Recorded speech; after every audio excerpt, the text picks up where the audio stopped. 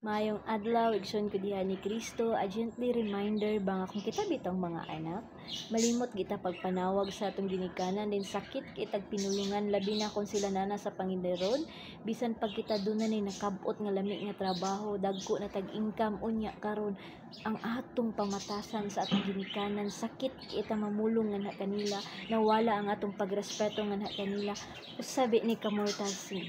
Yes, igsuon kung kita gali mapakyas pagpangumusta sa atong ginikanan, wa na tay tawag-tawag ato nang gibidma pagpasabot na nga wa na tagatahod nga na kanila, gumikan kay wa na tagapakita og gugma og kabalaka nga na kanila.